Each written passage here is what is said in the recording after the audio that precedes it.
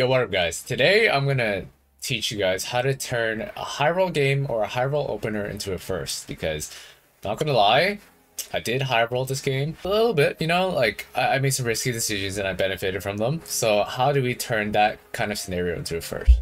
Apologize in advance, the game audio wasn't working, so it is what it is. I'll have to be talking a lot. But yeah, so portal wise, all these are fine. Honestly, as an Earth player, I probably should have gone for Dreaming Pool because that way I can guarantee a 4 cost and a 5 cost that's relevant to me. But Hall of the 9, it's fun, it's RNG.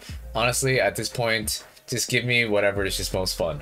So, we're out here with the Hall of the 9. Yeah.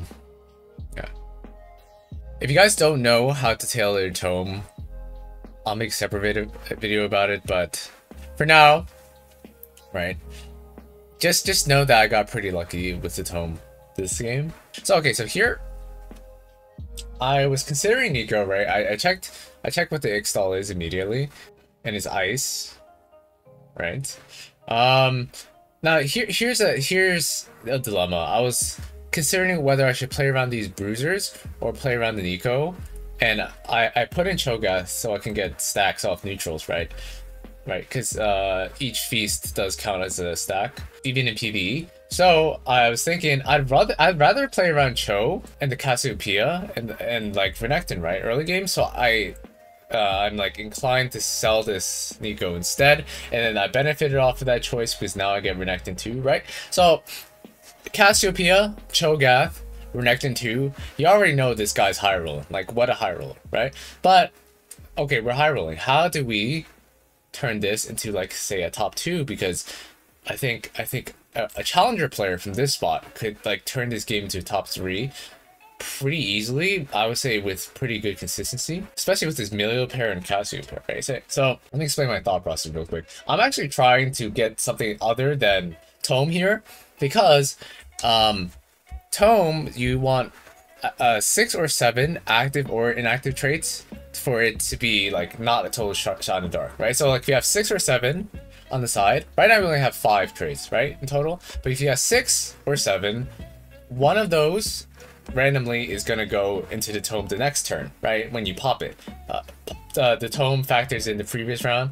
So then I only have 5 here, right? If you have 8 or 9, 2 of these will get factored in, but I only have 5, so it's complete shot in the dark. And I was in Discord with my friends, so I would take that as a last ditch like shot in the dark. I don't want to take over Charged Mana Front because I have no Sork items, no Sorks.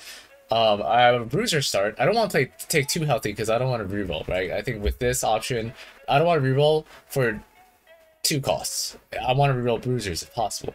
Here, I reached a moral dilemma. Do I try to get 6 traits while making my board weaker? Right, I probably should have just leveled up, throw it in Cassiopeia with the Kale, and just call it level 4. Don't open the tome yet, because what that would do is it gives me Invoker and Noxus, so at least I would have 7 traits, right, for the next turn.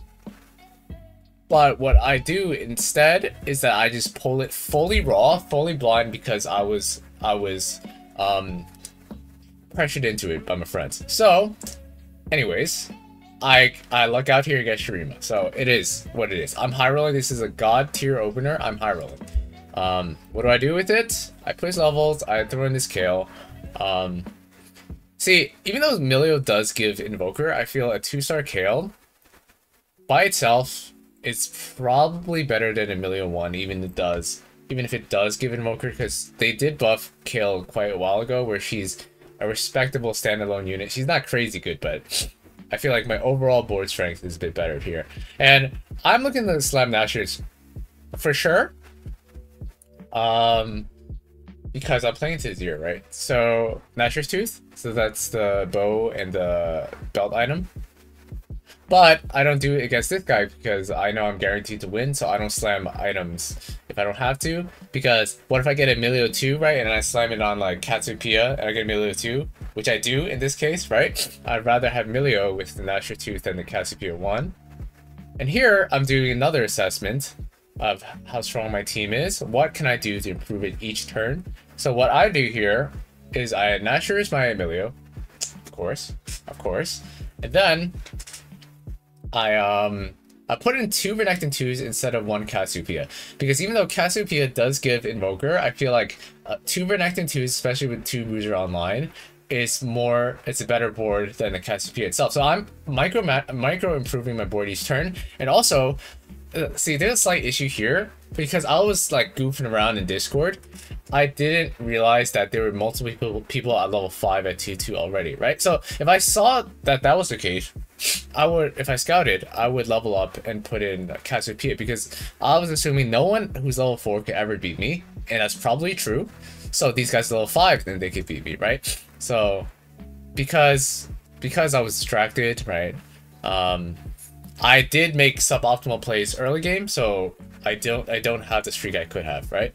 But in this case, right, I hold on to, I pick up every single Renekton because I could get a random Renekton 3 out of thin air, like literally thin air. So I keep that alive as an option. Let me just fast forward a little bit. I just win this fight. Yeah, because anyone who's level 4, I feel like shouldn't really be able to beat me, because my board is like very, very strong. You know? It's like very, very strong. So what I'm mainly looking for here off Carousel is either Ionic Spark or Stoneplate. Gargoyle Stoneplate. Either works. I just need like Ionic Spark for late game, right? Because I'm gonna need the MR shred against, especially if someone has declaw. So I'm gunning for the Ionic Spark. I don't get it, fine. I'll take the Stoneplate, because Stoneplate, Gargoyle Stoneplate, especially on a Renekton 2, is a very, very good early game item. Honestly, if I wanted to play solely for early game, if I had a streak going, there's an argument I'd go for Stoneplate first. As in, that's probably the correct choice, right? Because it's just a more effective early game item. And with Gargoyle Stoneplate, I could just solo my Renekton, because obviously the more units hitting a Stoneplate, the more value you get out of it. The issue is, Stoneplate got slightly nerfed, I think, in the patch notes. But it's still a very good early game item, right? And here, I'm going to beat my next matchup because I'm very strong. Yeah.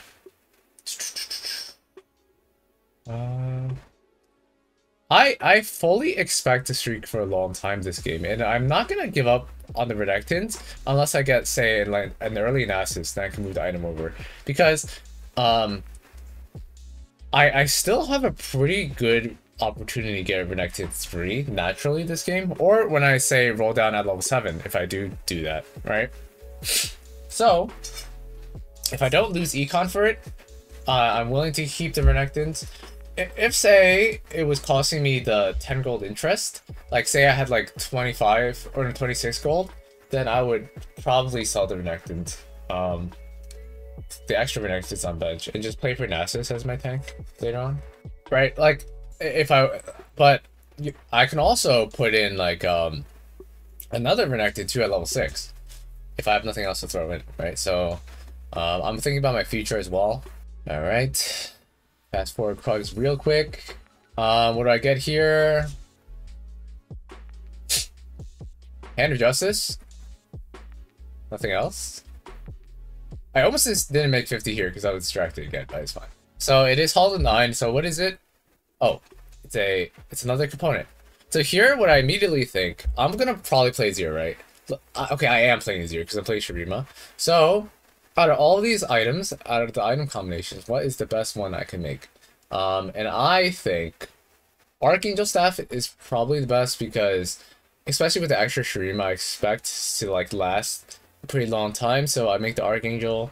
Right, I have a really beefy frontline right now, so the Archangel helps right now, and I expect to have a beefy frontline in the future, so I will definitely get a lot of Archangel value this game. Right, Jewel Gauntlet doesn't really make sense. I don't really have base AP that much, right? It's not that good of an item on Azir. Hand of Justice, the healing is a bit overkill. I just want some like raw damage, right? The only downside is that I got rid of both of my components that could have given me a magic shred, MR shred, right? I can't make a Ionic Spark or a Static Shiv anymore, but it doesn't matter. You'll find it eventually, right? Don't really want endless forwards, right? Even though I can get, if I had another Shurima emblem, I'd consider endless forwards more, because then I could get 9 Shurima like really early. But I don't want that. I don't necessarily want giant grab bag either. Oh. Okay, so out of all these, Jewel Lotus is by far the best. Why? I have Archangel that stacks a lot of AP. So then, the more AP you have, the more you crit, right? So then, Jewel Lotus is perfect for that. Plus, when you run Azir, you typically run a duo carry, either Mordekaiser or Silco, or even Kaisa sometimes, right? So, I'm getting a lot of Jewel Lotus value. It's just simple as that. And then this guy, I was mauling a little bit about him, but they got Cast 3, Orianna 3 at 3-2. Yeah, I get it. Stars are born, but like, come on, where's the justice? I mean, I lose right now. Like, this person is very, very strong, undoubtedly, and you know, I just take it up the something that I will not say, but yeah, I just take it. So, killed a lot of units though. I lost my streak, so I don't really have to push the tempo that much, right? I'm most likely gonna level up next turn anyways, just to add in something, because I think I stay above 40 gold or something. Anyways, I was also like looking at this guy. He got 2 void emblems, and still has an extra tome. And then I just dance on my board because, you know, it is what it is. I can't complain too much because I pulled my tome like fully blind and I got something really good for my board. Well, it is what it is. But no one needs to know that. Okay, so let's see what I want off Carousel. I have an open glove. I actually want Quicksilver here, I'm pretty sure. Oh no. Oh yeah, I want a Quicksilver, because then I can just play Mord. Quicksilver is really good on Mord, but since I didn't get it, I just take the highest gold option, which is Aya. Extra gloves is kind of sus, but it is what it is. It's all good in the neighborhood. Right, I level here. It doesn't really cost me that much econ. I roll once just to see if I could throw in something, and I throw in a random Silco because Silco did get buffed. So I feel like out of everything here, Silco is probably the best option just to throw in. I was thinking if keeping the Swain was worth it over the second Renekton, but I'm pretty sure the second Renekton is just a better unit, right? So here, in this case, I have to make gold to make 40, right? Because I roll once, look for something to throw in, and then if I don't find anything, I just throw in, I don't know, another Talia or something. But I found Silco, which is really good. So, like, right now, I'm slowly trying to put the pieces my board together, because it's ultimately going to be 6 Shurima, Azir, plus a secondary carry. And right now, I'm considering Silco, right? But, if I get, like, a Mord 2 first, I'll play that instead. You know? Oh. Speak of the devil, there's Azir. Okay. Right. You notice I haven't been rolling much because I roll a little bit here because I do want to I want to find another Shurima, but I don't roll too much because I do plan to go 8. But I don't want to greed too much and then lose too much AC stage 4. So right now I'm rolling a little bit here. I kind of want to streak into neutrals a little bit. So then, you know, a couple of rolls, 2 or 3 rolls, that doesn't hurt. Because if I get 6 Shurima online right now, it'll actually spike my board a decent amount. Let's see what we get off neutrals. Okay, make my gold. I get an Ionic Spark, which is very nice, because I need an MR Shred, right? Okay, so here, since the Hall Deny gave a lot of gold, I was planning to level up 4-2 instead, but I'm on a 3 win streak, so that I'm leveling up now, and I only lose 2 interest for it. And I make the mistake of not putting in Swain, I think, because I was, again, distracted. But, besides that, it's obviously Swain in for Strategist Sword, but it is what it is, you know? So, that, I was saying that this is the difference between me streaking. If I put in Swain, I'm pretty sure I win this round. And if I make a Hodge on Silco, which I should have, but I agreed a little bit too much. Right, I Hand of Justice on Silco. If I had a Hand of Justice and Swain in, I'm pretty sure I could have won this fight. Maybe. Not sure. I mean, that is an Isla too. But I don't want to like do something dumb like read to 9. So here, I do a very I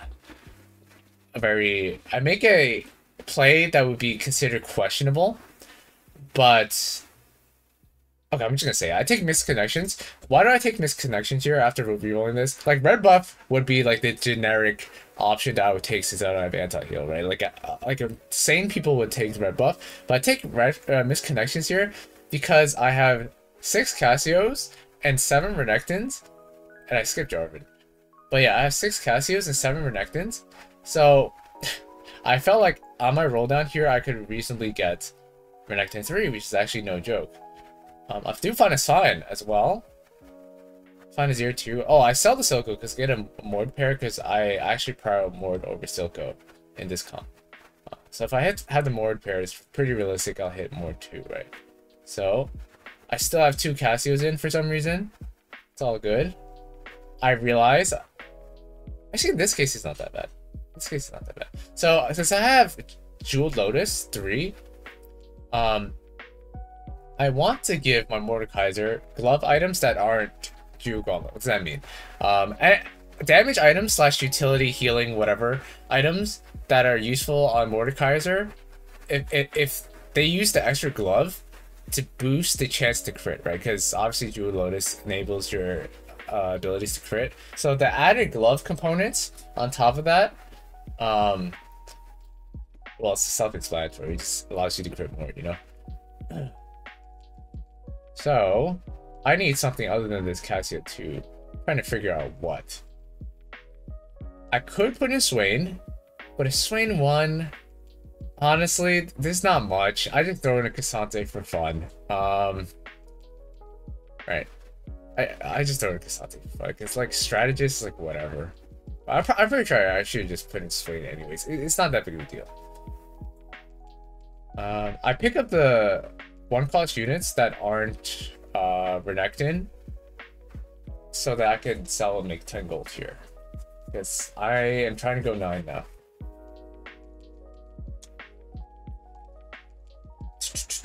Right, 0-2, more 2. Like a lot of people in this situation would try to greed 9 or something. I just don't think that's a good play because that way you're playing for like, I would say like 1st or like 6th. And if you just roll down and stabilize when you have the goal, you're playing for like 1st through like 4th from my spot, right? So like, why would you ever risk? Why would you ever take that risk to buff 4? It just doesn't make sense. So I really want Quicksilver because Mordekaiser without Quicksilver is actually a pretty bad unit. Now that scoped weapons got taken out of the game, if you don't have Quicksilver, you just get CCs way too much. Even with 1 rapid fire. If you have 2, maybe it's different, but then, I don't know, 2 rapid fire is a little too much. So here I take a 1-cost cloak because, yeah, I need this Quicksilver on it, right? So, like, I have Jewel Lotus, I have 2 items that give glove components, right? So my Mordekaiser crit is very high. Crit chance. Here, I want to pick up the Cho'Gath and sell it, right? The misconnections, if you guys didn't know, the units are fixed, I'm pretty sure. The placement of the 1-cost units, you know, in the circle, they're fixed. I just don't know it off the top of my head, but that's something good to know if you guys didn't know that. Yeah. I think the safest play, instead of taking misconnections, is just to take the red buff and just call it. But I wanted to get the nice Croc 3 because he's been doing me good this entire game. I wanted to pay him back, you know, a little Venmo, if you will. But yeah, right now I'm just looking to go 9. I want something other than this Cassante. Well, realistically, when I get Cassante too, I want something other than this Talia. but because I can't get Nishirima without 2 emblems. So, I mean, I just win my next fight. I'm really strong, right? A lot of like capitalizing on high rolls is stabilizing earlier in stage 4, because then you'll have the econ HP to do so. Well, either that, it's either 4-1, 4-2, or 4-5, depending on how much gold you have. Because Hall to 9 gave so much gold, I was given the luxury to roll a lot earlier at 8. Otherwise, I probably would have gone like 4-5 and then rolled. But yeah. So here, have my carries online, stabilize pretty hard. Notice I'm not exactly like super eager to roll for like a Nasus 2 or something, right? Because even though Nasus 2 is nice, I know I'm stable off of this more 2 and 0-2. Especially because I have Jeweled Lotus 3. I'm not even going to sit here and pretend that Jeweled Lotus 3 isn't carrying a lot of these fights. But, hey. When you know you're high rolling, when you know you're stable, you have to push the advantage a little bit, you know? You can't just sit here every turn. There's 2 sides to the coin, right? A lot of players, they either roll too much when they're stable, or they don't roll enough when they're not stable. So this is like one of TFT's biggest skills, and it's what separates like challenger players from not challenger players, right? Alright, so here, I could take Sunfire because I'm missing an anti-heal, right? But I go for the greedy play, and I'm looking for a third Azure item. So I take the bow and reforge the chain. I was contemplating not putting second Nashers on Azure, but I was like, screw it, you know what? I think Mort said at one point Nashers don't stack, but honestly, it's whatever. I mean, I'm down. Alright, like, the extra bow that I used, like, it could have been like Rage Blade, Giant Slayer, a Rapid Fire Cannon. I'll even take Shiv, right? Stack Shiv. The worst thing I could have gotten is Runans, actually. If I got Runans, I would have cried, but it's all good. So now, GP is just a better unit than this Cassante, right? Talia 2 is better than Cassante because Cassante no items. Cassante 1, is he really gonna kick anything out? Probably not, dog. Probably not. So, Talia 2 is just the better unit.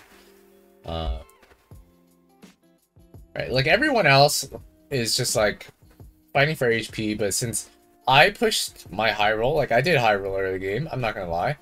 I managed my high roll pretty well, so that right now I'm guaranteed top 2 no matter what. Unless my computer shuts down and then my game remains the same like this until like my board stays the same until I die, then maybe I could get third. Maybe. But obviously my PC's still on, my monitor's still on, my mouse is working, so I'm going 9 and I'm gonna cap out pretty hard. Okay. Oh yeah, when you're in this spot, what you should be doing is scouting around to see if anyone is going for 3-star 4 cost. But instead, what I'm doing is looking at my little legend, which is suboptimal.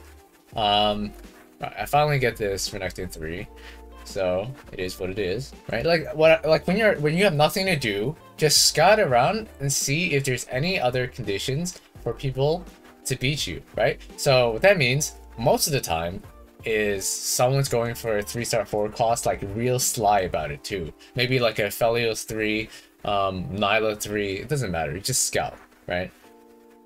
Again, I'm not doing that because A, I'm in a Discord call, 2, and B, I'm lazy, and 3, I'm just looking at my little legend dance, so I'm not making optimal TFT plays right now, so it is what it is, I guess. So this guy beats me, he's really strong. He has Jace 3, but obviously, like, once I go 9, this game's over. Like, it's like, once I go 9 with, like, infinite gold, get my upgrades, this game's over. So what do I want here? Oh, what I want here the most is Bramble, because I imagine I'm 1v1ing Kai Wang. This guy I just played, the gunner guy that I just played, because I don't imagine the other players beating him. So I want the Bramble as my top priority, but it's gone. So, and I don't really need DPS items anymore because I have items on all my carries, so I just take Juggernaut and just throw it on Renekton, like, whatever. Right, it could be 4 Juggernaut later on, even though 4 Juggernauts, it's okay. It's not, like, that crazy of a trade. Because I, like, realistically, it's either 4 Juggernaut with Aatrox, or I just run 3 Juggernaut and just have, like, Gangplank 2 or something, like a more useful unit. This case, I don't level to 9. Why? Because I'm 65 HP, and when you're 65 HP, you don't have to immediately level to 9. In this case, I'd rather greed all my gold and try to hit something like a 0-3 and Mordekaiser 3, because that's also one of my win conditions.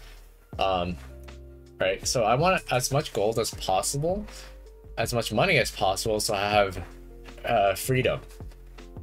Both in this game in IRL, to be honest. Wait, what? But yeah, no, but yeah. Right, like when you're ahead like this, you don't have to level up urgently. Just chill a little bit and then build your econ up, and then level to 9 at like 6 more, right? And then you can think about what you want to do.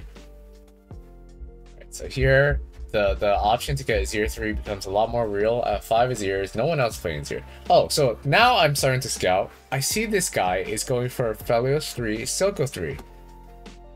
That's 7 Silcos on the bench, right? 5 Felioses. Now, I was hoping this guy dies. Again, fully in-game, because I don't wish harm onto others. But yes, so I wish this guy loses, so then no one else can really contest my first, because if this guy randomly gets like a Felios 3, Silco 3 from Pandora's bench, I'm pretty sure I need like a 0-3 Mord 3 to beat him. But in this case, I'm just watching this fight like a hawk.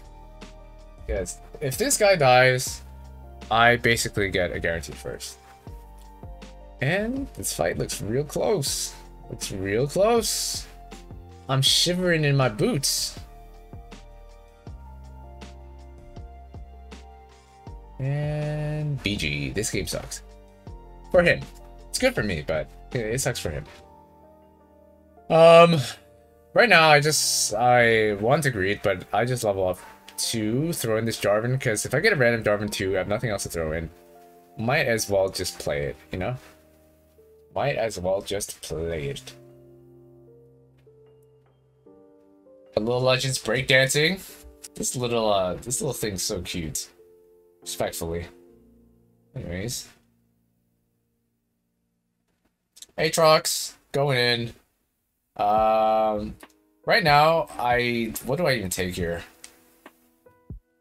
Hand of Justice, oh, for Aatrox, right, Hand of Justice for Aatrox. Right, it gives extra crit for Jewel Lotus, plus, since I have Juggernaut's bad, and I'm playing Aatrox always, I want a trio carry, Azir, Mordekaiser, Aatrox. So here, I just level up. No, I don't roll too much. Once I find this Aatrox in Nasus 2, I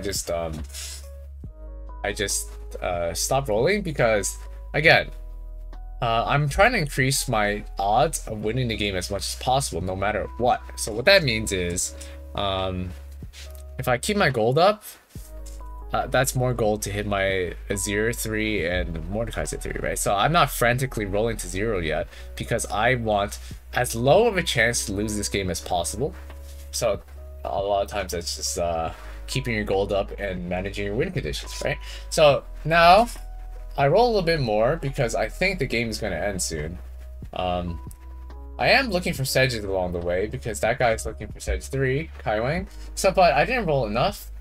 I think if I wasn't so distracted, I should look at Kaiwang's board every turn and see how many Sedges he has. If he gets one more, say he has 7, I'm rolling to 0 to find as many Sedges as possible, because, well, actually, would I? I'm pretty sure even if he has Sedge 3, if I had 0-3, I just win. But it is definitely something to consider. Throw a belt on Sion because he needs a little bit more HP. And yeah. This fight was kind of close though. But yeah, like I said, Kaiwang, probably the last person I'm gonna face, because I just judge sport strike. So right now I'm rolling. I should have been holding on to the edges, but again, if I were playing optimally, I would be aware of that I need to hold on to edge. So I wasn't actually aware, which is bad because again, if you see that someone has 6 edges on their board, you definitely should be holding edges on your roll down. He still only has 6, so it's whatever. I've been AFK this whole side. On the right side this whole game, so his echo gets free reign to just hit me. So in this last fight I moved because I should avoid this echo, right? My Azir should avoid the echo. Pretty self-explanatory.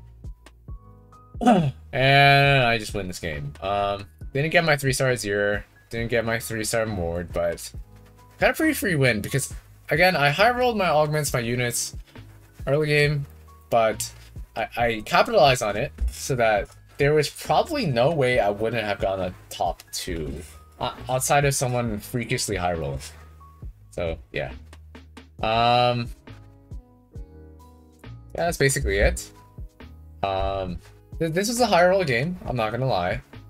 But there are instances where you can turn like a pretty free top 2 into like a 4th or lower if you play suboptimally. So whenever you do high roll, and this patch is pretty balanced, kind of. Obviously we had the fiasco with Demacia, but nowadays I feel like the patch is actually pretty balanced so far, even though it is only one day in.